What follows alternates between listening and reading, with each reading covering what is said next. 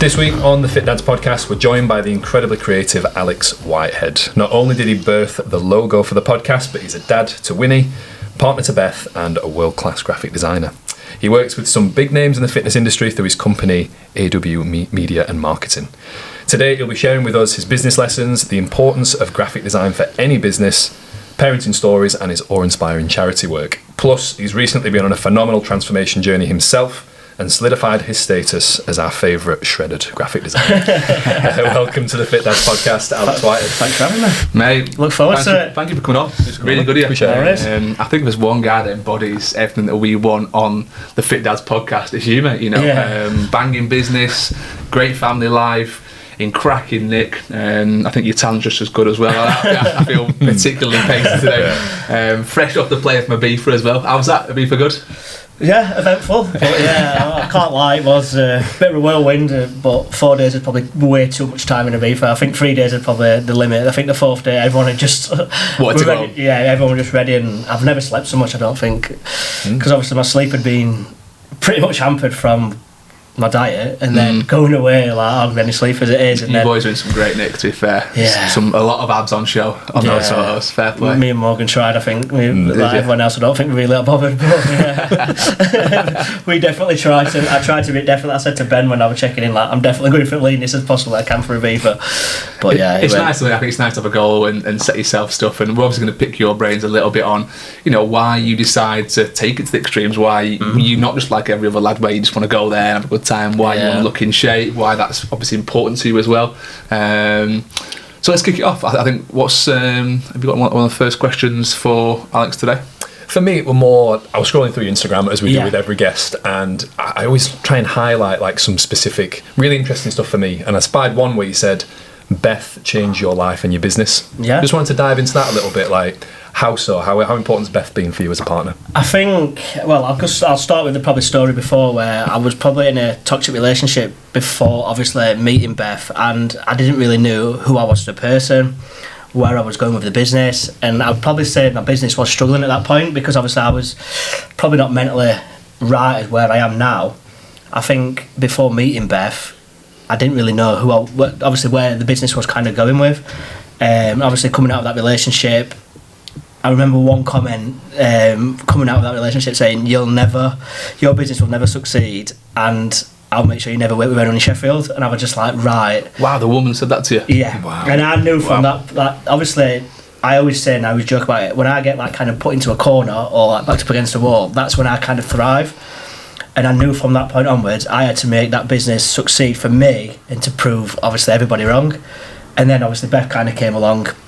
And I was kind of probably struggling with the business at that point, and I took on a flat that I probably couldn't afford. And it was at that point I realised that I've got to make this work for me to like, obviously survive, really. And I was working part-time in-house for a company in Chesterfield, so I was doing 2 days a week there, so I had 3 days to myself. So obviously doing it part-time to get new clients, get new business, and then I met Beth through the gym. Obviously, I don't know where or what, but I always remember Beth firstly saying like, I were a headache. I don't know if it was a good headache or a bad headache. She never really told me. She stuck around. I can't have been too bad. Yeah, she's always said, you were a headache, and I was just like, she never really delved into it. I just got told I were a headache, but then it took quite a while to obviously then go and like probably go out, and obviously 5-6 years later we've got a daughter together. We've just bought our first house together, so congratulations, mate. Thank you. Banging gas. Yeah, no, it's been a long time coming, but yeah, it's worth it.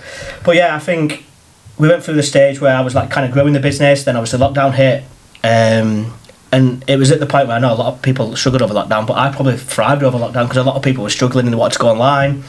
I worked with a lot of beauty industry clients at that point, so a lot of them like kind of turned into online courses. So I was building a lot of online courses. That's when I originally met Ben as well. Through lockdown, he had an online course with CP Education originally, so I kind of helped him build his online course. Obviously, I still work with Ben today.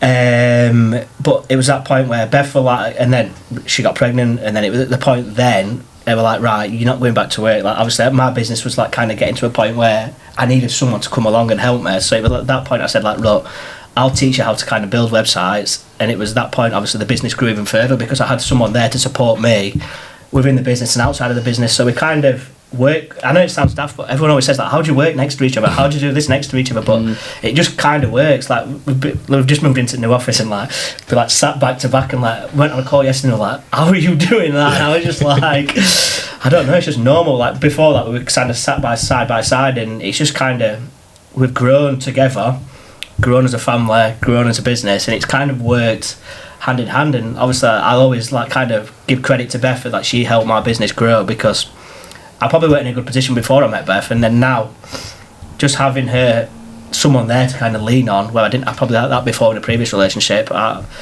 it probably helped me as a person kind of grow with the business. And that's obviously why I always said to Beth, like, I appreciate everything that you've done for me and probably my business. And she reconnected me with my family, because I probably weren't as much close to my family as I am now. And yeah, Beth did a lot for me in terms of my mental side of things, and yeah, that's probably like how she changed me and my business. So yeah, I've got a lot of credit to give to Beth. She'll probably listen to this and probably say that different, but yeah, I do give a lot of credit to Beth to who I am today, and obviously the last probably 5-6 years that we've been together. So I'm sorry if I've just destroyed your hard man image there, mate. No, I will openly, honestly admit that. So it's like I can't. It's hard not to get emotional about like family and girlfriends and misses, because you know you realise how much they do for you, and when you run your own business, you know they see the good, the bad, and the ugly, and you don't. You know, they see the good times. She's been through a lot of whirlwind with me. Obviously, we'll probably touch on like obviously my ADHD and everything later, but like going through that stage of my life and getting diagnosed, that was a bit of a stressful time for us both, because it caused a lot of friction, but we came out on the other side. So when you got diagnosed with ADHD, it caused some friction between it. Yeah, because it's hard to kind of explain. Obviously, if you haven't been diagnosed, like obviously when I got diagnosed, I was 2 years ago now. 2 years in November it'll be. It has made me realise what I was like as a child, what I was like in like obviously previous like friendships and previous kind of relationships, like how I kind of struggled with coping mechanisms, but obviously Bev helped me find a therapist, obviously because she knew I was struggling, because I didn't really understand after being diagnosed who I was or I knew I got diagnosed. I was happy that I got diagnosed, but I didn't really understand it. Do you feel like you had a bit of maybe a kind of identity crisis? Yeah, like you massively. Weren't sure who you were? I had no idea who I was and where I wanted to. What now? What like obviously now I'm diagnosed. What next? What do you understand about it? Like I understood it, but where? Now, how do I cope and go forward knowing this? Yeah. So like I started therapy. I still do therapy now, and I started like every week, and then I went up to every 2 weeks, 3 weeks, 4 weeks, and I'm at every 12 weeks now. So I'm at a position where I can happily say that I've proper like come out of the struggle of it, because I didn't really understand it. But going through the therapist, obviously talk about all my traumas, all the kind of stuff that I've been through, obviously from childhood to obviously previous relationships I've been through, and now I understand it. And if I'm having a bad day, obviously, like I said to you earlier, like I've took lion's mane this morning to make myself a bit more relaxed, but so there's things you take on a daily basis to try and no, there's like I take, obviously you can like microdose like magic mushrooms, can't you? Yeah. So if I'm struggling or I know I'm gonna have a bad day or I've woke up and I've got a lot of anxiety, I take that to kind of combat the kind of feeling of that. And you feel that really helps? Yeah.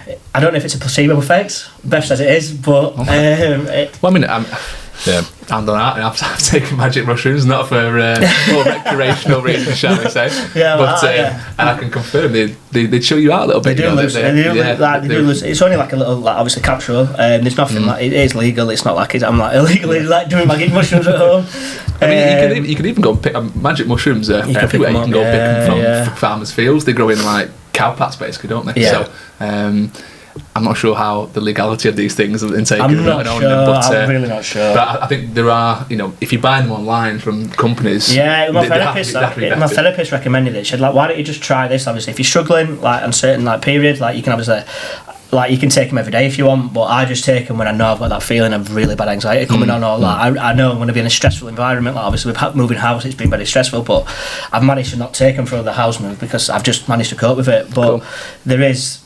Like today I thought if I take him I'll be a bit more chilled out and a bit more like kind of relaxed to talk about things where if I'm uptight it just won't work as nice. So yeah, I obviously I just take that obviously to combat the ADHD, but I don't take any other medication. I've just dealt with it through therapy.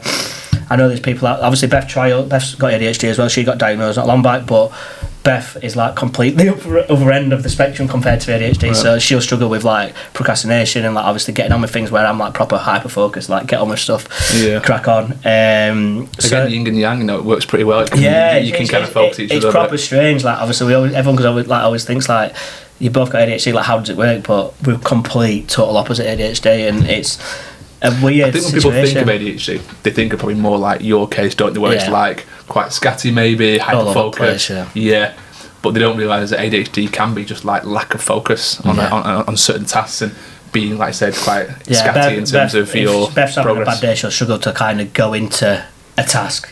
Or she'll start a task and then someone will message it, then she'll start that task and then she'll like it's one of them things where like it's just, but where I'm like, right, I'll set myself a deadline. I'll set like, obviously I'm just showing you my calendar, it's all colour coded. I'll put on my colour, like I'll put a timeline in, I'll do that task before I move on to the next task. Where Beth, like, I'll do the immediate action. I wonder if there's something like OCD in there, because it sounds quite OCD based, doesn't it? Potentially, where everything has to be structured. And, you think of OCD, you think of like cleaning around the house, everything has to have a place. But for you, the thing work, is, it's like say calendar, isn't you'd it? laugh if you came to my house because I'm the most unclean person. It's that. Maybe it's not OCD. Maybe it's no, I'm not OCD. Like if I open a drawer, I'll leave the drawer open. If I take something out of the drawer, it stays there on the side. Like if I'm cooking food, there's pans everywhere. Like I'm like one of them person. Like I'm just 100% like 100 miles an hour with everything. So if I'm cooking, everything's out, every knife, every pan, everything possible. But and then I just think, oh yeah, I'll tidy it up later. And then it just never happens. And then it's like 4 hours later, there's pots everywhere still. But yeah, I think that is like a common trait of ADHD, like not being able to like tidy up. But I was like, but me and Beth both got it. We both got that trait. So like every now and again, house is just a complete chaos. But I think that's more to do with just, I don't know, probably being lazy as well. I think there's always a bit of that. There's probably a lesson for listeners there. It's about like how to know yourself and to just explore. Just like if you've got any traits that you may be thinking, oh, I wonder what that is. Just be curious, get to know yourself a little bit. 100%. I've proper understood like my childhood now and like what I was like at school. Because I remember like obviously when I went through my diagnosis, I always said what were you like at school? I just said like I'd daydream, I'd just draw. I just used to remember I used to get told off all the time for like drawing. I'm all over my books. And we're just like looking out a window and just like, it sounds daft, but I used to like go like dark buildings like that. Weird, very weird. But I just remember focusing on different things and just like I remember like talking, but I understand it now. I didn't. I just thought I was just weird and just looking out a window, painting pictures and like drawing things. But I understand that obviously that's just how a part of my brain works. So yeah, understanding that has made me kind of. It's funny actually, whenever I hear anyone talk about ADHD, I do sometimes think that I might have had some stuff like that. Like I think about weird things I used to play like when we were driving. I used to have this game where there was like a ball bouncing between the car and I used to do things like that. And like, they were like, and I was like missing or dodging like lampposts and stuff. And I was a kid, I'm thinking, I'm well weird, mate. Like, I'm a proper weird kid. But you grow up with that feeling of like knowing you're it different, and then when as an adult, when you get diagnosed with something, it's like, oh, it all makes sense now. And I can understand why having a diagnosis actually is a really positive thing, because it puts into perspective that I'm not just a bit weird. I'm not just a weird. I've got something that other people have got, and then you start learning about it. It has proper given clarity in who I am, and obviously how I am as a person, like dealing with obviously like situations. It has properly changed my life, I must admit. Let's say I was wanting to, I mean, I've got no idea how he'd even go about trying to get a diagnosis. What was the first steps you took to get diagnosed? I paid private for it, so obviously NHS waiting list is an absolute joke, so the NHS waiting list is probably like 3 years. So if you want to wait, like obviously it'd take that long, so I paid private for it, so I just like obviously did some research into it. Beth helped me do some research, and I thought it would now or never. Obviously, we'll probably delve into it a little bit more with Hillsborough Hornets, but a lot of the parents always went to me, you've got ADHD, like obviously, because there's a lot of kids that come with ADHD, and a lot of parents always said to me, you've definitely got ADHD, and I'm just like, how do you take that when someone says to you, I think you've got ADHD? Do you take it like as an offensive thing? Not really, because like, obviously, like we've just touched on that, I knew I was different. I've always known I was a little bit strange, and like obviously my thought processes for a lot of things was slightly different, and I think being told it and people keep on telling me and kept on triggering it, average fit, I've got to find out just for even if it's a no, like then I know my piece with that and I know. But Yeah, it was pretty obvious when I'm going through all tests. I was just like, by the end of it, it's just like, yeah, you've definitely got it. I was just like, oh, Jesus. Don't need to look at results. You fucked. Some of the tests are proper, it's like weird as well. Like there's this one where it's like all colours and shapes, and like you've got to focus on like something coming up. And I was just like, all these colours are just going off, and my head's just like pinging. I'm like, oh my god, what am I doing here? And like I didn't do very well on that one because I just couldn't focus. You had to like focus on one colour and like click every time you saw that colour. Right. And I just couldn't. Like I'm just like, yeah, I like all these colours. All my eyes are going everywhere.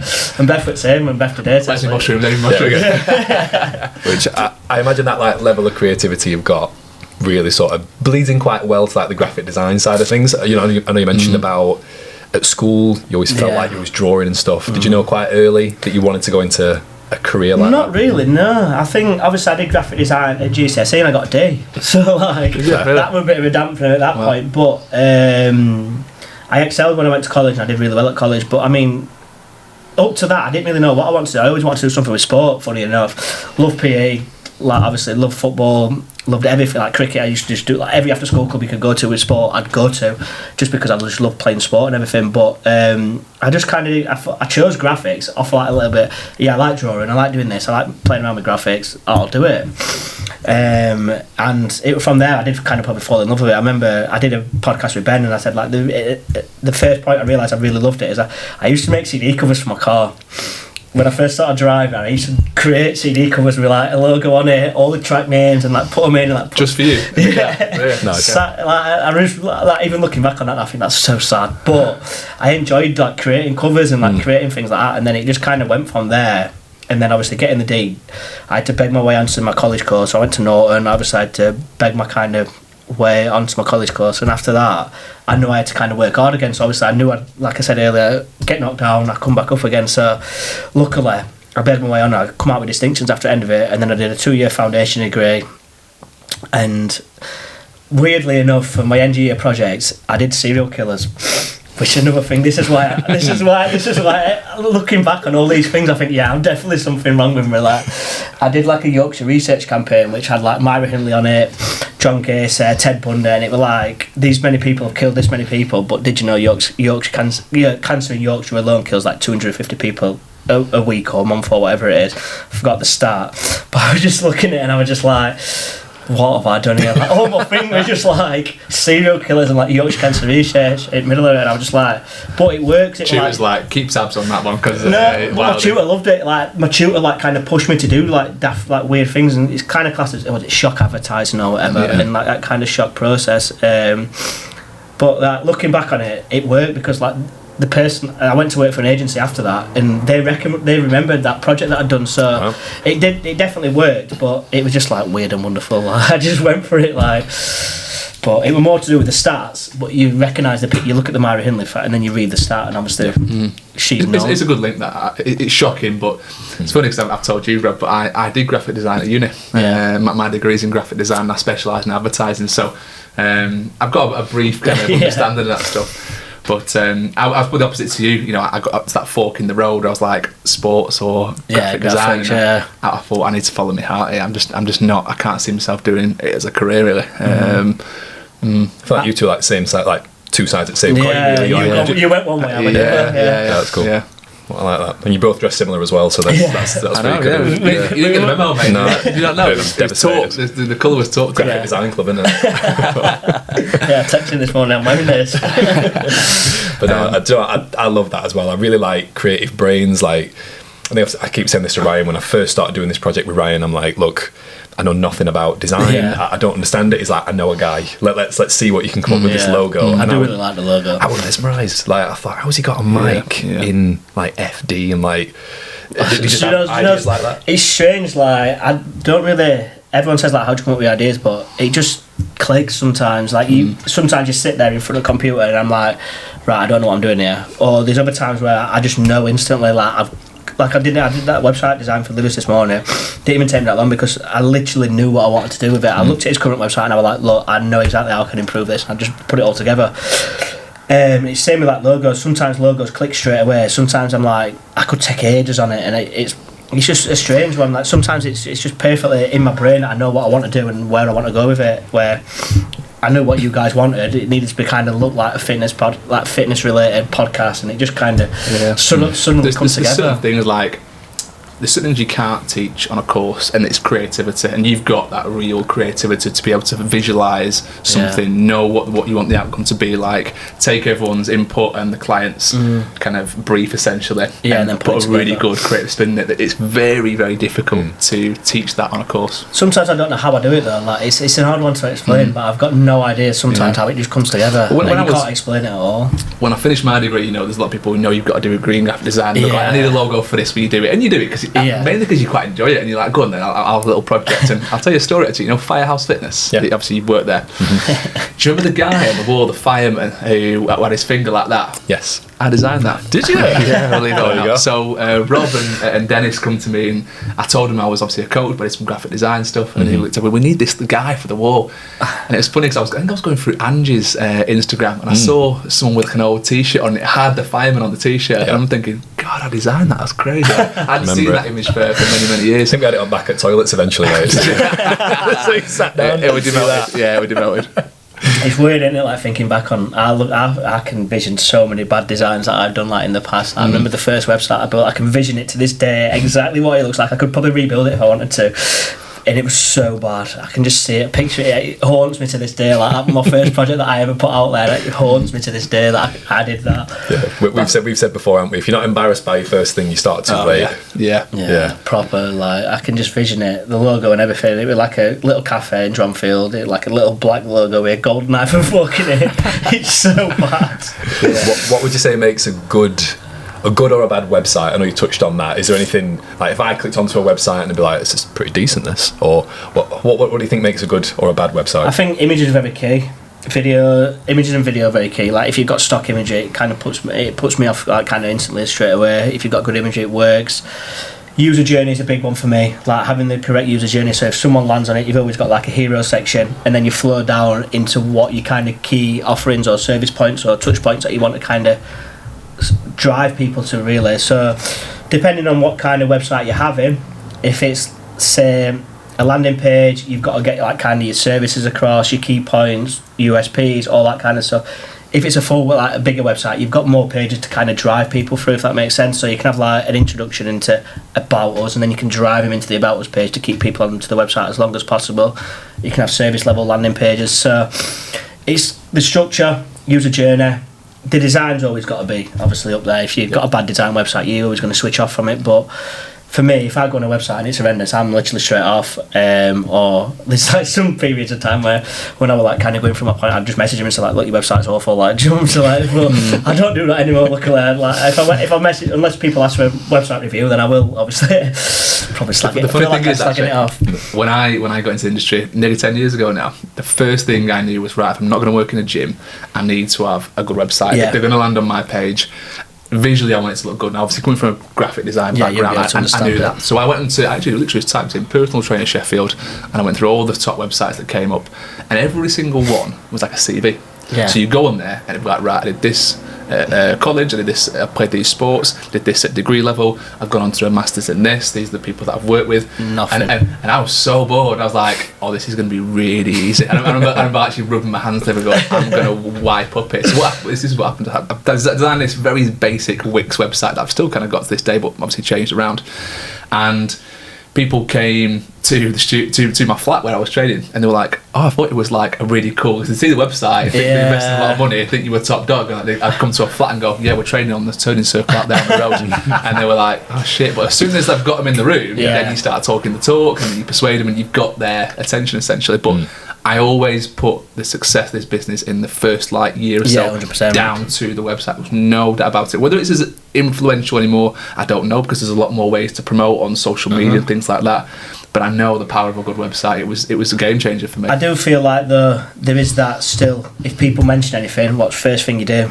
Go on your phone, you Google it. You go on the website. If it's there, whether it's a restaurant, a gym, anything that you're kind of looking for. Like when we were away in Ibiza, like someone suggested a restaurant, first thing I did, picked up my phone, looked at it, went through a website, look at menu. Like there's always that kind of people will Google the business and business name to find out who you are, what you do, what you've kind of done.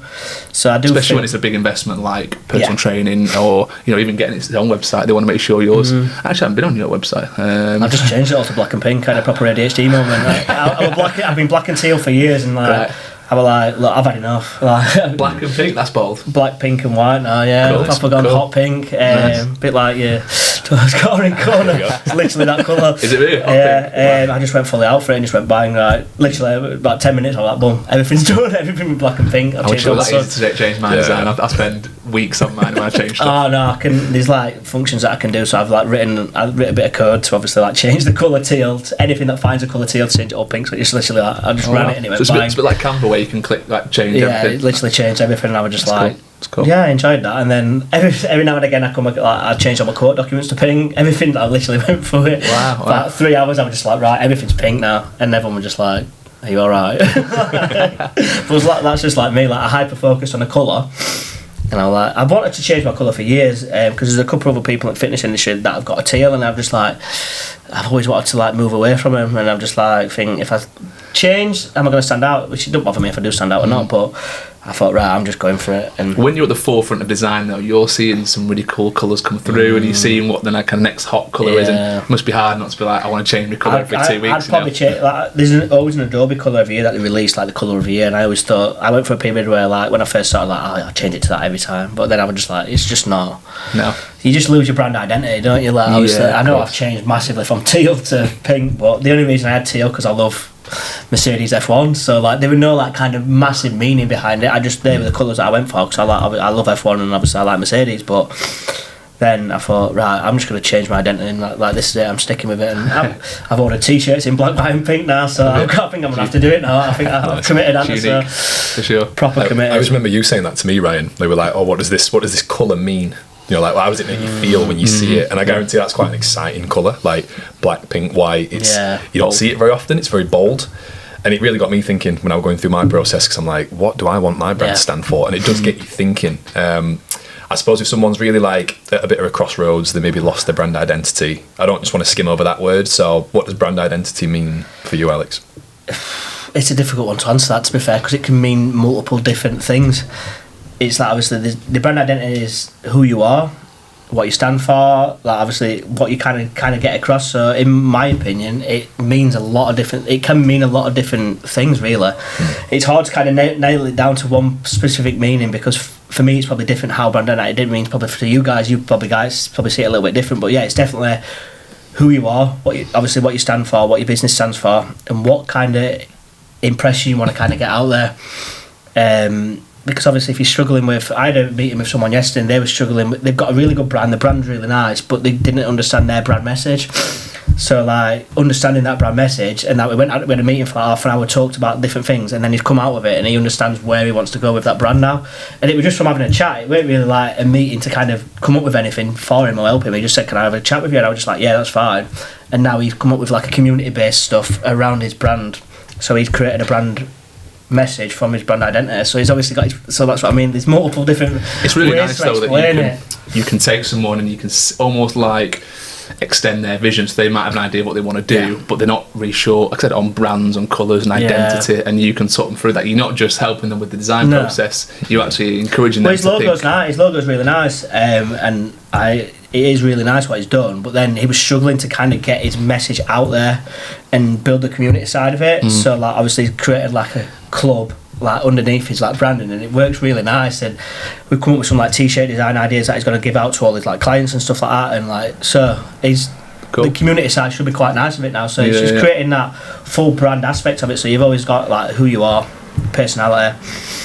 I think it's hard to kind of like, when I always say to people, one of my questions when I'm asking to when people are signing up for a logo is like, what vibe and personality do you want to kind of get across with your branding? Because you can be two different people if your brand doesn't align with what you're kind of doing on social media as well. It's difficult to kind of back your branding, if that makes sense. So that's where your identity comes into it. Like you've got to be aligned with your identity as well as your brand message. I think you've done a cracking job there, mate, because I've never heard anyone explain it like that. And that makes complete sense in my head. That's all right. I think because you're entrenched in it as well. Like you're dealing with people's brands every day. When we came to you with the Fit Dads podcast, we said, look, we want to reach parents. We want them to be very fitness related, and we had a few drafts, didn't we? Where you kind of came up with some ideas. I do a few drafts, and we went back and forth, and I think that's a really nice aspect of your process of where you're not like, right, this is all I'm doing. No. I always say, like, obviously, there's an initial, like, obviously, when it comes to branding, there's initial 3 ideas that I come up with, and I try to make them 3 different completely ideas. So you kind of cover all bases, and if you want to mix and match, if you want to change the colours, like, I'm happy to do that. I think I'll out to like 6 to 8 revisions. So like, I'm not like going to be one of them designers where I know a few in the industry. To be fair, this is what you get. This is all you get. You don't get anything else. So yeah, I like to be more personal and approachable when it comes to that. And I've always had my kind of process like that in terms of how I've done my websites, how I've done logos, how I've done any kind of social media stuff. I kind of want to be not really. I did say in the reel recently, digital best friend, but it's a bit weird, isn't it? Don't really make sense, but it's just kind of being a bit more aligned with each other. Like if I'm saying like this idea will work perfect for you and you guys don't believe in it, you're never going to get anywhere, are you? We need it to be like exactly what we want to have faith in as well. And if you don't have faith in your logo and your brand, the chances of you really excelling it are quite slim. And you probably see a lot of that as well, where you get people in and you can tell that there's not that passion, that spark there, but they're hoping that like a good logo for whatever reason will just pick them up and put them in a good place. But don't really work like that, does it? Unfortunately. No. But like you said, that comes back to your brand identity. Like you believe in your brand, you believe in your message. It all kind of goes out as one, doesn't it? Helps if it looks cool as well. My mate once said to me, he's like, "Would you proudly wear that on a t-shirt?" And I just thought, that's a good way of saying it. To be fair, but it's honestly, it's the reason. I mean, obviously, I can do a semi-half decent looking logo, but I knew for this, I just wanted it to be the best. Well, you did your own, didn't you? Exactly. Yeah. Many years ago, probably needs a bit of a refresh now. I'm back on you, Kate. In fact, you did do the R5 online one, yeah. Yeah. But it was just based off your original one, weren't it? That's right. Yeah, you tweaked it. But I think that if you want it to really stand out and you want it to be the best it can be, I can't stress how good and really nice, striking logo is. Yeah, it makes a big difference. It stands out. It's the difference between people taking you seriously and not taking you seriously. There's always one quote I go to, and it's like, your logo is what people say about you when you're not in the room. And I think it's Jeff Bezos, like, it's always in my head that when I'm like designing logos, that is the one thing. People talk about your logo, they're talking about it in it's a good way or bad way, but if you're talking about it, it's obviously a good thing, isn't it? They obviously recognise the branding, so that quote always sticks in my head when I'm ever designing anything, that your logo always is what people talk about when you're not in the room. When it comes to, I know you work with a lot of fitness professionals, not exclusively. I will stay at that. Alex does not just work with fitness professionals and PTs, but about 80%. But the ones who, I suppose, someone who's maybe struggling to get the message across, what do you wish they'd do more of, apart from inquire with AW Media?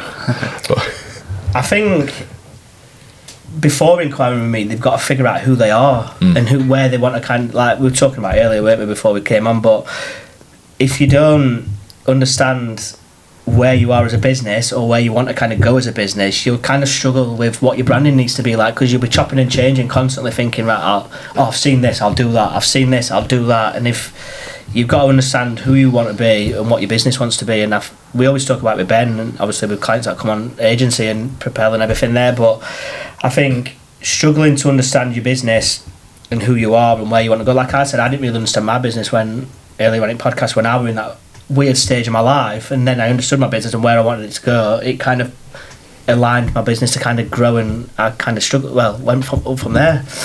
But yeah, it's kind of a weird one, because we talked about it earlier, but fitness industry is very saturated now, but people don't understand how to do social media, how to come across, get the brand across. Do they need a website? Did they need like social media graphics? Do they need like a before and after? It's a difficult one where people don't really understand what they need or what they could achieve. It's just, it's a strange one to answer that, to be fair. Probably not a good answer. No, honestly, no, I think I like that. And one of the curveball questions I threw to you was all about, in 10 years' time, maybe where do you see the fitness industry going, whether it's a positive direction, potentially a negative one, and if it is negative, what can we do, one as coaches, but two, from a graphic design point, how can we help? It's probably 50-50. there is a lot of positivity in the fitness industry. Like, obviously, the amount of people that it helps and the amount of people that you see come out of like different mental states. Like, obviously, physical. I use it for like a mental and physical escape from obviously my life, and I was not saying my life's bad, but I use it from like a mental and physical release from like work, and I just go and like kind of get on with the gym. But I think there is a lot of a bad place for it and negativity with people that just come out of nowhere, and they're an online coach and they've done a photo shoot. I mean, I know we spoke about it earlier. They've done this. There's no qualifications involved. They've just done a shoot and they think they can coach people from. They probably see the money aspect of it rather than seeing the obviously sense of achievement aspect of it. Where I'm more, I obviously I like getting paid for what I do, but I appreciate someone just going thank you for that, or I really appreciate that, or leaving me a review, because I appreciate people being happy, because I love what I do. If people are happy with what I do, it makes it, like, obviously. But I think the fitness industry's lost a lot of that kind of people appreciating a good coach, and like we talked about it, it's a difficult one. It's in a very difficult period at the moment. So 10 years time, I'm not sure where it's going to actually be, but I'm hoping it does go more positive than a negative. But I think it's going to come full circle. I've got this idea where it's very saturated right now. It's very easy to become a coach. It's not very easy to do well in the long term, though. It's easy to become a coach and pick up a few clients, but once the kind of weeds have settled and you've coached your friends and your family and people in your close circle, how good are you then at putting out a message of this is what health and fitness should be, this is how good training should be, this is how much I understand nutrition, this is the advice you should be implementing as a client.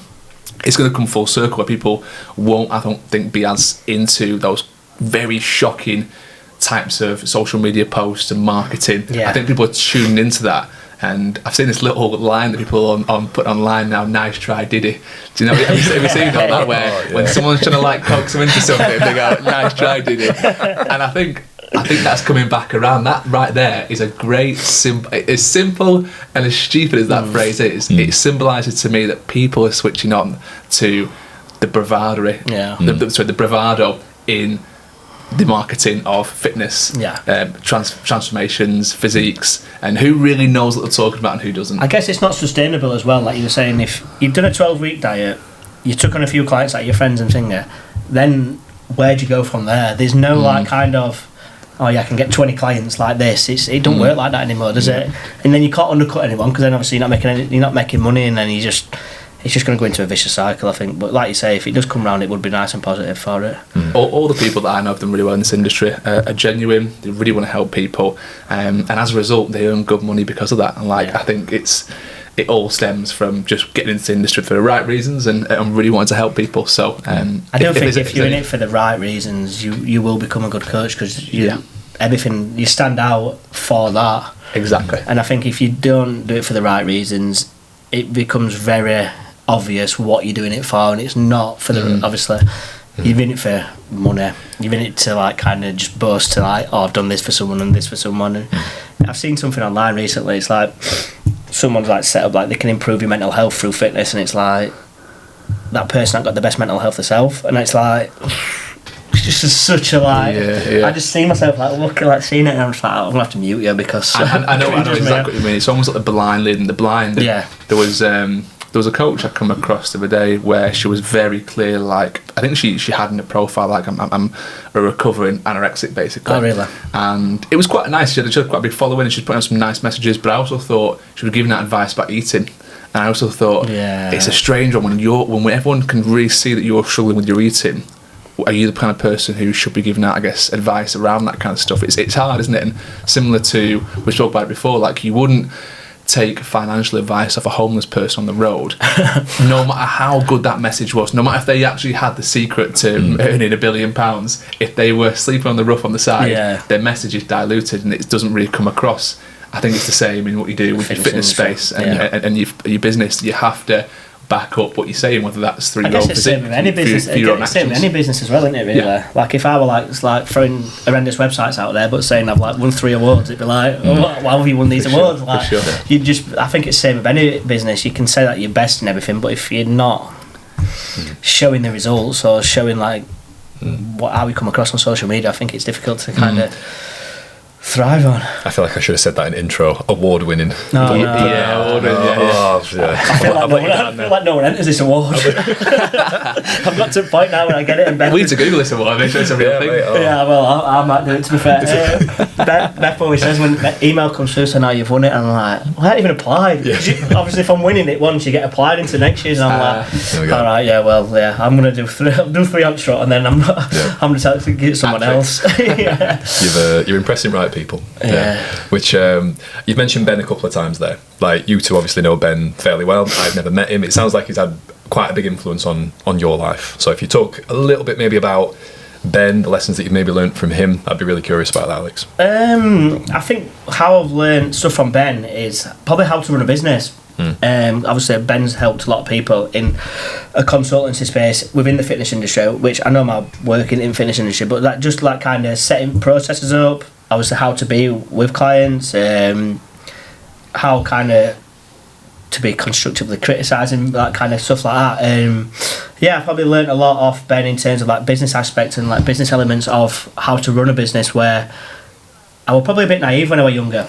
Didn't really understand it, chased like kind of check to check, chase next job, right, I'll finish that when I get money and finish that when I get money, and where now I can obviously nurture people into kind of a better kind of service with AW, rather than it just being, right, I just want obviously to kind of get paid kind of thing. I've probably learned how to be nurturing customers a bit better and a bit nicer that way.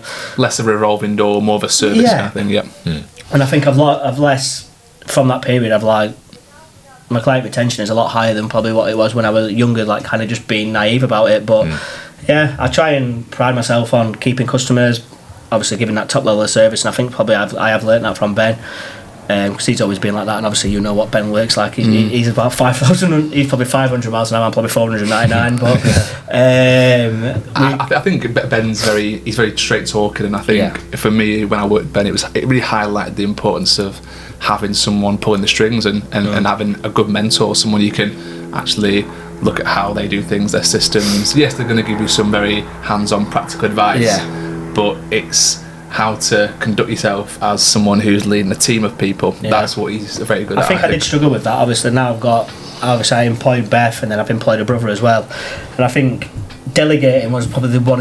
Obviously Ben struggled with it when he first did it, and I think learning from him to how just like, right, you've just got to let go of the reins a little bit. And I proper did struggle when I've like employed people. I was like, is this right? I can just do this on myself, like, but like you just got to get to a point where you have got to delegate, and the only way the business will grow, like I won't be able to do this if I didn't have staff today. Like obviously I'd be like panicking about work and like, oh, if I've got these messages, but having the staff in now with Beth and obviously Paul being in now, it just makes not my time a little bit free, but I can relax a little bit and not put too much pressure on myself, because I can go down a very dark hole if I'm like, right, I need to do this, I need to do this. I just like kind of zone out. But I think having Winner probably changed that, to be fair. Priorities changed. Which you mentioned, priorities changed, and having Winnie.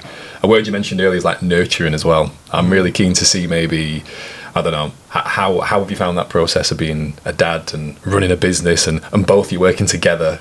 How's that been? So Winnie's 3 now, isn't she? Yeah, she was 3 in May, so just over 3. I've loved it. I've loved every minute of it. It's completely changed my life for the better. I know, obviously, Beth felt like she's a proper little daddy's girl as well, which Beth won't be happy about me saying, but my little girl's exactly the same. Proper, pure, like, obviously, 90% dad, and then she'll have Beth when she wants to have Beth. But, it is, like, I love every minute of it. Like, I'll get up with her in the morning, like, obviously, we've moved house now, and we sit, like, every morning now, since we moved, we, like, sat at breakfast bar together, like, I'll do her, like, a little, like, breakfast, and I'll sit aside and have her oats, and it's just, like, little things like that, you, like, appreciating where she is, and like, obviously I just love I'm like quite chilled out, to be fair, when it comes to parenting, but I just love like enjoying it, and just like we were running around garden last night, just running around and just laughing, and just like I wouldn't have got this like if I didn't have a daughter, do you know what I mean? And I love the stressful times. We've mentioned it so many times in the podcast about how difficult parenting is when you are overworked and you're tired and you just literally can't be asked being a parent for a brief moment. It is hard. Just leave me alone for 10 minutes. Exactly. But what outweighs that massively is those moments when you see them super happy and they're enjoying something. And I'm taking Harlow swimming at the moment, and she just absolutely loves it, and like you just you can't when you've not got kids or you're single, you just can't explain how precious those moments are. Like it's hard to even put it into words until you've experienced that moment with a kid. When we first had Winnie, the feeling you got first time obviously seeing her, I can't explain that feeling to anybody. And obviously when Rob had a baby who works with Ben as well, I said to him like, look, when it happens, I can't explain it to you, but you'll just have that feeling of like, I don't know if it's like achievement or like sense of like, oh my god, I've created this or whatever. I'm not sure, but like it's just that one feeling. It's like wow, like you just can't explain it to anybody. But that overriding feeling of like you say, there is times where it's a pain in the arse, but I think you have got that overriding feeling of like, look, end of the day, can't do the shower. It's from that moment when they're first born and you hold them for the first time and you're looking at them going, wow, we did something incredible here. I know exactly what you mean. It's that feeling of euphoria. And I do remember driving home actually because Amy had a few complications, so she had to stay overnight. And I went back home that night, and I remember driving home like 3 a.m, like just on like cloud nine. I've never. I mean, we spoke about magic mushrooms, but there's no drug I've taken. There's no drug I've taken that's replicated that feeling I felt when I drove home. Of like, wow, I feel like $1 million right now. Like I feel unbelievable. It was so good. I've got a great story for that. When Winnie was born, Beth had to stay in because she's obviously complications. She had to stay in. I said, I'm just going to go to the pub. I'm just going to go to the pub for an hour. She was ringing me about, I'd been up all night, obviously, gone straight to the pub. Obviously, my friend owned a pub in Stockbridge. I thought, right, I'll go straight to the pub, have a couple of pints and I'll go home. My dad was like, I'm going now, you're staying. I was like, yeah, I'll have one more. Ended up upstairs in his flat. Oh my god, got home, don't remember getting home or anything. All she remembers, like, obviously I got in and knocked camera over her. I don't know how I managed to knock camera over her, so she couldn't even see I'd got in house. So she'll always tell that story of her. Was that after the birth or was it? So like, Beth, I think she was born about like 12 o'clock, and then obviously I had to go after so long because it was still like kind of post-COVID at that point. Well, I've got a similar story actually. Amy, her labour went on for ages. It was about 48 hours, and she was up and down. And there was a moment where she was wiped out, and I think it was getting to about 5-6 o'clock, and I was really hungry. I messaged my mate, and Amy was passed out on the bed. And I said to the nurse, I was like, "Can I nip out some food?" She's like, "Yeah, of course, no worries." So we've gone to this Turkish restaurant with my mate round the corner. We've sat there. We've got 4 shish kebabs, a couple of pints, and I'm like, and my mate's looking like, "Isn't your missus in labour? Are you sure you're supposed to be here?" I was like, "Yeah, she's fine, mate. Don't worry about it. She's had epidural. She doesn't know what's going on." I've got no similar story, I'm afraid, boys. Ted were born at home. That's right. Yeah, literally, Ted were born at home. So like, as we woke up that morning, Amy were like, "Yeah, I've got some contractions." I'm like, "Sound." So I wrote down like a whiteboard. Put like today's workout, birth. Just left it. And literally she's seen it and she's like, "Are you actually having me on?" And I just literally tried to make the entire labour just funny, and it got to a stage where she was like, "Would you just fuck off now?" Yeah, like, stop making jokes. Don't they? Yeah, I remember laughing and like, she was going, "I'm dying." And I just first started laughing, and then she was getting fuming because I just have like that Joe sick bottle, like, just like over my head, and like she was just that thing with fan mates, so I'm like that, and then I'm just like, I just burst out laughing again because she's going, "I'm dying." I'm like, oh my god. Well, my missus was convinced, like, she was like, "I'm having no drugs, but if it comes to it, it's bad, I'll have them." And then the contractions started coming, and she was like, "I'm feeling a little something. I can do this. She was doing breathing, and then all of a sudden, with space like 20 minutes, she was like, "I cannot do this." And she was like doubling over on, and there were moments where she was like, she almost fell off the bed. And I'm like, "Amy, you alright?" She's like, "Honestly, the pain is like nothing I've experienced. I need something." So they morphined her up, and she was good to go after that. Beth said that she was never going to take it, and then when we got there, she went, "I'm going to take it," and like, she was like, "No, you're too far dilated. Like, you just got to go on paracetamol." Really? So she had nothing? No. Oh, bless her. She was too far gone. Like, it's like, because she was like, "Oh, let's stay at home for as long as possible. Let's stay at home for as long as possible," and then we ended up just going back up, and she was like, "Yeah, you're too far dilated to have any more medication." Well, let's bring it back onto you, mate, because obviously you've had a phenomenal transformation recently. I've seen you before and afters. I'm sure we'll post them at some point on the YouTube video on our pages. But it's staggering to kind of see you go from what I would say is probably your typical graphic designer body. Normal, just like to like a bloke who could potentially look like a coach. Yeah. You know, phenomenal physique. I think I posted it on my story and I couldn't believe like the condition you're in. It's not just like, it doesn't look like a physique that's just gone through a cut. There's a serious amount of shape and muscle mass there. So it's been life-changing, to be fair. Yeah. What is it about you that made you want to make that switch and go, shit, you know, I'm not in the place I want to be. I want to make some moves forward. I'm not really sure. Like, I had a few conversations with Ben. I weren't really happy with my physique. I've never really been happy with my physique. Like, I hated my chest. I hated, like, obviously going on holiday and taking my top off. And it was just at a point where I was like, let's, like, obviously try something. I've always looked at, obviously, I've worked with a lot of online coach anyway. I always thought, I know Ben quite well. I was like, right, I'll sign up with him and see what happens. And from that point on, something just switched. And I was like, I know I can achieve something here. I never thought I'd do a photo shoot. I never wanted to do a photo shoot. And like when he first set it out, like back end of September, I think it was last year, and he was just like, right, we're doing a photo shoot in December. I was just like, nah, I'm alright. Like, I don't want to do it. 2 weeks later, I like started getting lean. I was like, right, I'm doing this. And then that it's probably my brain. It just took over. Like, I am getting as lean as I possibly can to like look as good as then. And then I pushed up again for another 6 months before going to a beef. And I don't know. I just really enjoy the sense of achievement coming out of the gym. And like I said, it is my like, happy place. It's a weird, like, I know a lot of people kind of use it as like kind of, they love going to the gym and stuff like that, but I use it as my release from work, release from life. I just go in, headphones are in, everything's on Do Not Disturb, and I just train. And it's probably the only point that I'm probably at one with myself. And I think that I like structure, I like routine. So my meals are all like, obviously I've got my meal timings, I've got obviously my food in at this time, my steps are in at this time, and I do the same thing, and it helps me with my ADHD as well as obviously being in control. I feel like I'm in control in the gym as well, and it's just, I don't know, it's just like I knew I could do it, but I didn't think I'd be able to do it as well as I have done. But I am so appreciative of the journey that I've been on. Like, I can't believe I've like even been on holiday and like people like going, oh my god, you can't believe the condition you're in. It's probably the first time I've ever heard it. I'm really 33, so like it's a nice feeling though, isn't it? Yeah, I know what you mean, that sense of achievement of like I've conquered something here, I've set my mind to something, and one of the hardest things a person can do is change the way they look, getting control of their eating, getting control of the way they move and train, getting control of the daily habits that massively get out of whack.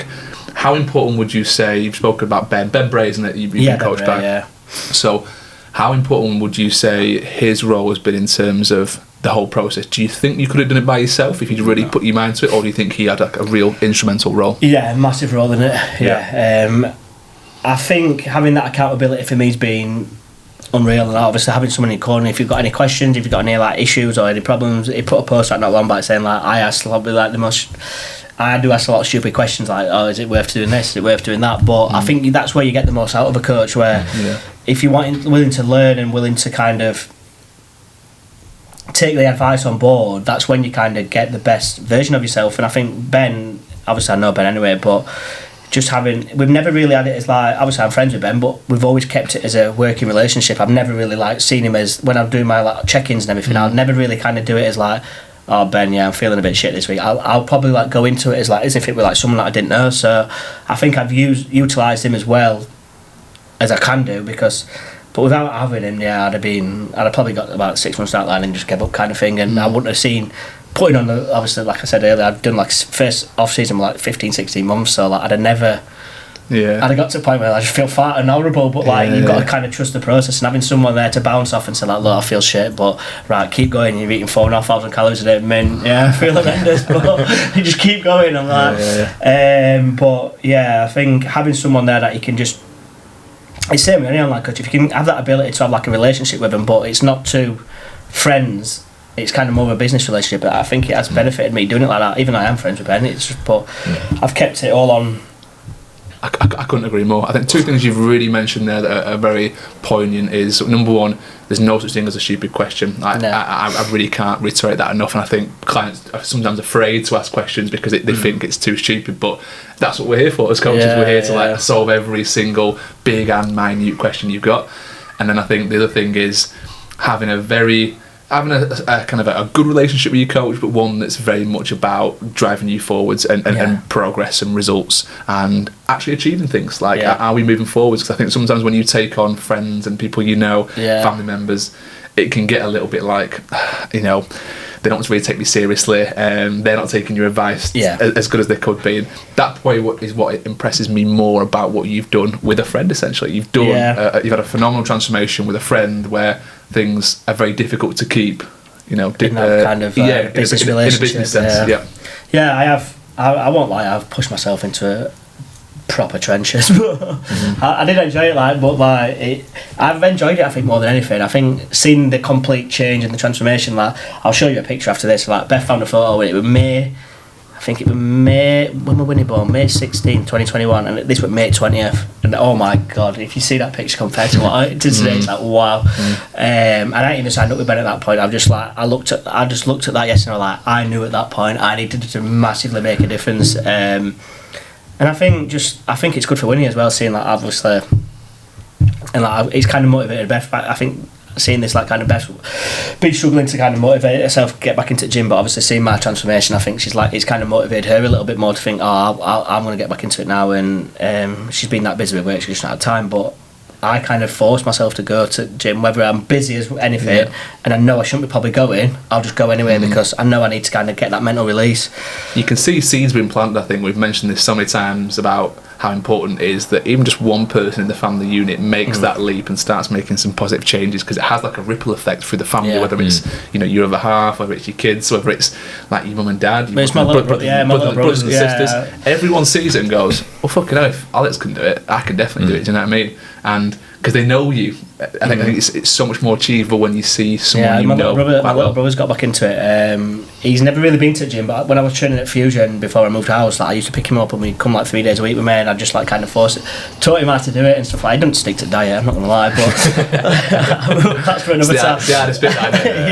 That's for another time. But I think he's got into it, and he's obviously now I've left Fusion and I'm going to Ultraflex, and he's still good at gym round corner from him, so it's kind of he's stuck at it. I'm not. He probably goes 2 times a week, but he's still going. He's trying, so that's the main thing. And one day I think eventually, if he probably gets into it properly, then he might achieve something. But he's strong. He can obviously do the movements right, 'cause obviously I've taught him how to do it, but it's just that initial staging of sticking at it.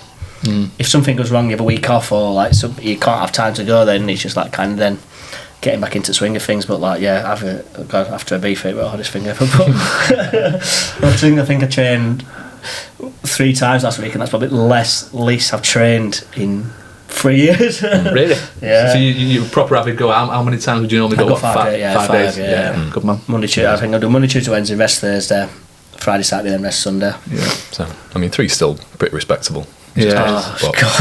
First session back, I felt like I was just dripping. What's going on for you? Smell beer on you, can't you? Yeah, I'm just I don't need this, but just push yourself through it. Just reps in reserve and I'll be alright, I think. I think one of my final questions for you, Alex, were going to be more, I suppose, a little bit of a message for Winnie. So I don't know if I've braced you for this, actually. I think I did see the question. I have been struggling to think about what to say, but I didn't want to be too cliche. Which for me, I always like to get people to be nice and reflective, or maybe be proactive and think, when Winnie turns 18 and we could play her a message back and you can speak to her directly maybe now, what do you want her to know about, even just about life or identity, or just anything about career? I don't know, anything health, you want to say to her? Yeah, I think for me, from obviously what I've been through in obviously my kind of life journey, I think it would be just be true to who you are, and as a person, just stick to the goals that you want to achieve.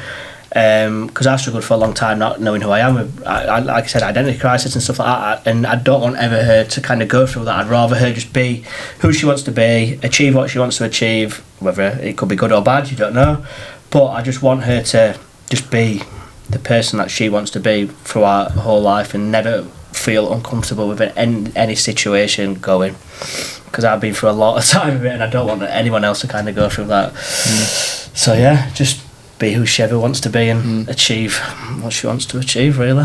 It's a really nice message. Yeah, gorgeous really nice message. I felt it was a bit cliche when I was thinking about it last night, but when you go through things in your head and you're like, can't say that. I think somebody once said to me, cliches are just truths but repeated a lot. Probably. And I think it's bang on. There's a reason why that is a cliche and it comes out a lot, because it's. But that's true. Cliche. It's a unique message, and you've been through a lot, and I think it's only right as a dad, you don't want your kid to go through some of the hardships you went through.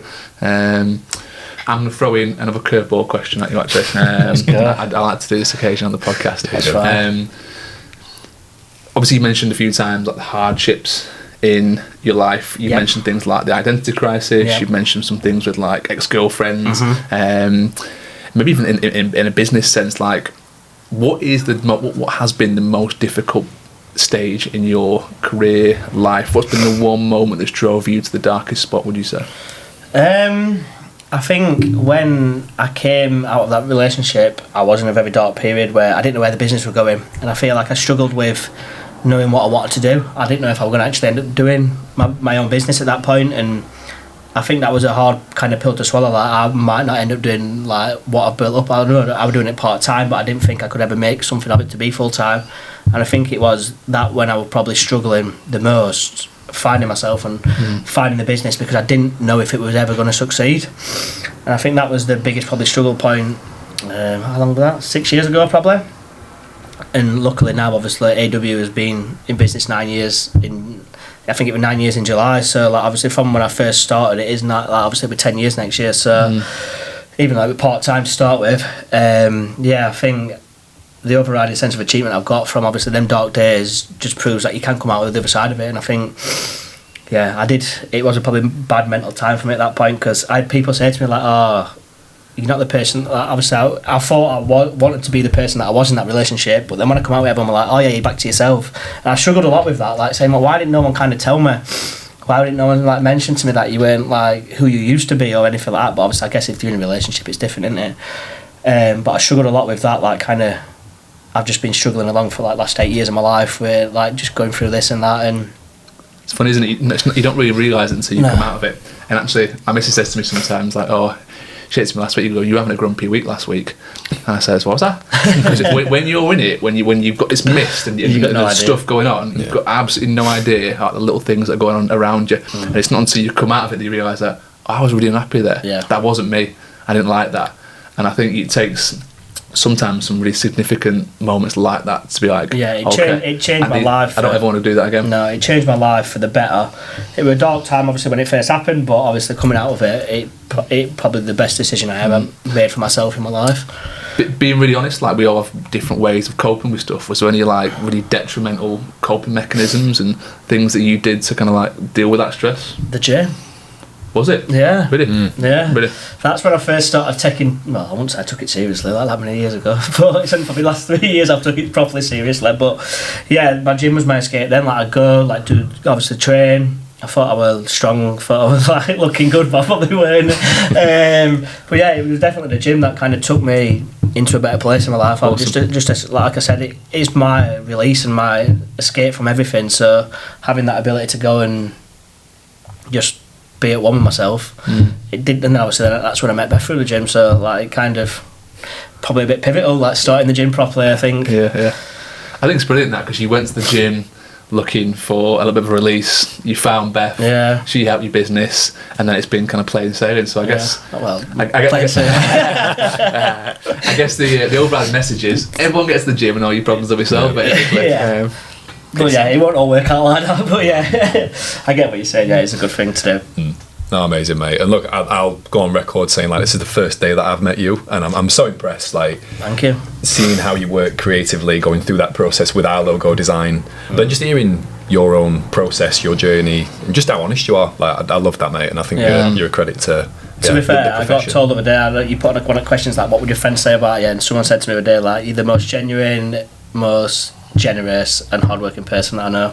Wow. So I was just like, I'll take that. But like, I wouldn't ever describe myself as that, but like obviously you said, does anyone I saw that question the other day and I was just like, yeah, that's the like 3 things that stuck in my head, and I was just like, well, I probably am a little bit generous, but I try to be as most honest and true to myself as I can be, because I think it just benefits your business. Like we touched on earlier, like if you're dishonest or you don't come across right, you kind of struggle with it, but yeah, I try to be as genuine as I can.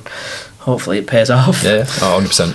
One thing we've massively looked over that I really want to touch on is the Hillsborough Hornets. Yeah, Disability Football Club. Yeah, I think this is when we were talking about like yourself coming on as a guest, we were just going through all the things that we can talk about, and we're like, this is going to be a phenomenal guest. It's going to be a long episode. It's going to be a long episode for sure. Yeah. Because time for meeting. But let's touch on the Hillsborough Hornets and how that came about and what started there. Because I think I've seen a little bit on your social media from it. It looks like a phenomenal initiative that you've set up there. Yeah, it's crazy. So it kind of came about. My little brother's got autism. Yeah. So obviously couldn't access mainstream football. Yeah. And we was part of another disability football club. So my dad, a couple of his friends that we set up Hillsborough Hornets with, they just sprung out and it's like they changing training sessions, and a lot of the kids couldn't make it. So like they changed to a different day. So we thought at that point, right, there's a chance here that we can obviously kind of set up ourselves and we'll kind of go for it. So the initial training session we did, there were 5 kids, 5 like 13 to 14 year olds, which and then I just started posting on social media, posting things out there. And now we've got like over 70 kids or adults that attend on a Saturday morning. So it'll be 4 years. It'll be 4 years September that we've been going. And this is all for kids. What kind of disabilities do you coach? Any. So it's anything from ADHD, autism, cerebral palsy, Down syndrome. Amazing. Yeah, we've got a full variety of different, obviously needs, different kind of. And then like now we've got into adults, so there's a lot of. So it's quite good now for adults. Obviously, I understand it. Like obviously, like kind of like a lot of people are struggling with that, but it's great. It is a very good sense of achievement that we have done that, and it has grown. Like I'm not going to say it's easy because it is pretty difficult. Like some of the kind of issues that arise, but yeah, we're doing like a football. Like they play once a month in a league. Like they've won various leagues, which has been quite nice. But yeah, it's nice. It is really good. It's like a proper community and a proper family now. So, but yeah, the amount of people that come now is just ridiculous. From when we set up, and like I had 5 kids in Hillsborough Park, just like kicking a football around. I thought, this isn't going to go anywhere. But yeah, designed up badges, designed up kits. I was going to say, even the logo for it looks absolutely banging, of course, because you've got a design company. I literally designed everything. Like we even designed. We had like reversible kits last year. Like so, one side were yellow, one side black. Like full on it, on it, and everything. And we've like literally proper went full out with it. But that was just my fault. I'll do a website and everything. Like I updated it for a while, so I probably could do doing that. But it's probably why it grew so quickly, though, because it had such a good branding identity. You got across the message of what you wanted, and it's basically for kids that obviously can't access mainstream football and they need to play accessibility football. But we've had like kids that come that have played with us and now they've gone back into mainstream football because they've got back into football. So it's not just a case of obviously kids with ADHD can just play disability football. Like some of the kids have come. They've got used to playing in that team environment again, and then they've gone back into mainstream. So stuff like that, it's just like crazy. And like one of the adult players that we've got, he might be going to play Saturday League football. So it's like, how has he gone from like? Wow. But he's been with us now since he was 13. So like, he's come built his fitness up, built his skills up, and he's really good. To be fair, he's a really good footballer. Giving you run for your money, is it? Yeah, they all do. I just stand at net now. It's easier. If you want me to play, I'm quitting net. I can't run anymore. Knees are too old for that. Too many years of football, and I stopped playing football. Too massive now, mate. That's what it is. Yeah, I stopped playing football. To be fair, I stopped playing football when I started taking gym seriously. I did play Saturday like dinner times, but I was just like, nah, I've had enough now. Like I don't want like my knees and so. But the whole initiative, it's awesome, mate. Yeah, it's good. I mean, you're right. It's not easy. Like it's so much easier to not do something like that, not take on that added stress, not provide those kids with something that they obviously really love and get a lot of value from. Starts again Saturday, so back into it. Yeah, season. Summer break's finished, so season starts October, but the training will start. Awesome. I just messaged everyone in group last night in WhatsApp saying like, does anyone fancy go-karting? Is there like a pre-season like thing? And everyone's like, yeah, me. Like, don't know how that's going to go down. Can't imagine my little brother being very good at driving. We'll see. Someone's definitely going to hit barrier head first. But someone's definitely going the wrong way around the track. Yeah, probably me in reverse. But yeah, I said like, does anyone fancy going go-karting? And like, obviously like, a bit of team bonding before we start season again. But yeah, I'll see how that goes down. Because someone's going to end up. Even just that, like, you obviously get the community aspects of it and how important that is. And because they've been off for like 6 weeks, I thought like, right, let's go back to training, we'll discuss it, we'll get it sorted, and we'll just go down one Friday night before training day after, and we'll just go down, have a couple of hours there and just kind of bring everyone together again because they've been away from each other for so long. But yeah, I'm looking forward, as much as I probably aren't saying I'm looking forward to it the other day when I was talking to a couple of people that are on it, but I will, when I get back into it, I will like kind of just, but it's just because I've been off for that many Saturdays, I just think, just stay at home and win it, it's easier. But she goes dancing down on Saturday, so it's not really got a choice. Yeah, mate, awesome, really cool. I'm really impressed, mate. Really impressed. If people want to check out your work, your life, where can people find you, Alex? My website is a weird website, so it's awmedia.marketing, and that's it. There's no .com, there's no .co.uk, which a lot of people struggle with. And the only reason I've got it like that is because it matches my Instagram, which is awmedia.marketing as well. So yeah, I'm pretty definitely LCD. Pretty when it comes to something like that. Obviously, I knew I could get the Instagram handle, so I bought the website URL, and the amount of website URLs I've got is pretty ridiculous, to be fair. I just see something, I've got an idea, I'm like, yeah, I'll buy that. And So awmedia.marketing, anything on website or Instagram or amazing. YouTube or whatever you want, pretty much. Super generous with your time, so thank No you. It's been good to meet you. Yeah, awesome. Thank you. Thanks for having me. I can't recommend Alex enough. He's done some fantastic stuff for me in my personal business, obviously with the Fit Dads. So definitely check him out if you've got any design needs. And mate, honestly, thank you for today. No worries. Thank you. Appreciate it, mate. Awesome. Appreciate it. Guys, thank you for joining us on the Fit Dads podcast. We'll see you in the next one. See you soon.